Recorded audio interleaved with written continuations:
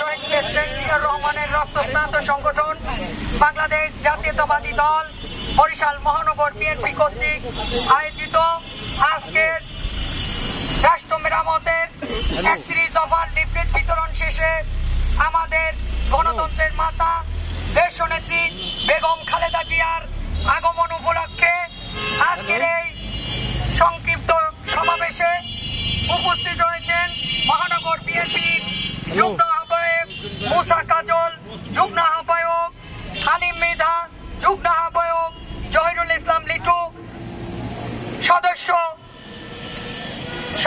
সিরাজুল হক মৃধা, সদস্য নওশাদ নান্টু সহ বিভিন্ন ওয়ার্ডের নেতৃবৃন্দ সকলকে জানাচ্ছি সংগ্রামী শুভেচ্ছা ও বিপ্লবী অভিনন্দন বরিশাল মহানগর বিএনপির পক্ষ থেকে।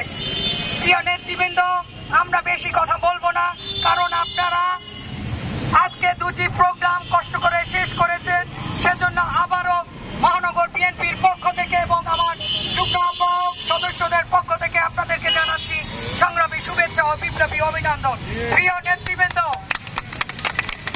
আমাদের মাতা, আমাদের দেশনেত্রী দীর্ঘদিন লন্ডনে ছিলেন চিকিৎসারত। তিনি চিকিৎসা শেষ করে আজকে সুস্থ হয়ে আমাদের মাঝে ফিরে আসছেন। আমরা মহান আল্লাহর কাছে শুকরিয়া আদায় করছি। অনেকদিন পর আমাদের মাকে আমরা কাছে পাবো। আপনারা জানেন ওই ফ্যাসিস্ট আওয়ামী লীগের করাঘাতে আমার মাকে দেশনেত্রী বেগম খালেদা জিয়াকে দীর্ঘদিন জেলে পুরে রেখেছিলেন। তাকে চিকিৎসা পর্যন্ত দেওয়া হয় নাই, ধীরে ধীরে তাকে মৃত্যুর দিকে ঠেলে দিয়েছিলেন।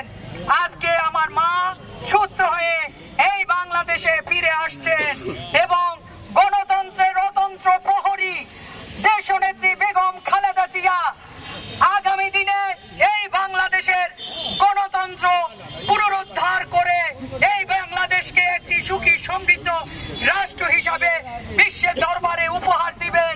সেই মা আমাদের মাঝে ফিরে আসছেন। আরেকটি কথা বলতে চাই, আজকে আমরা বিভিন্ন জায়গায় দেখতে পাচ্ছি আওয়ামী লীগের প্রেতাত্মারা মাথা চাড়া দিয়ে উঠছে। আপনাদেরকে সাবধান করে দিতে চাই, আপনাদের মাথা চলে গেছে ওই ভারতে আপনাদেরকে ফেলে দিয়ে। তাই সুস্থভাবে এই বাংলাদেশে থাকতে চাই।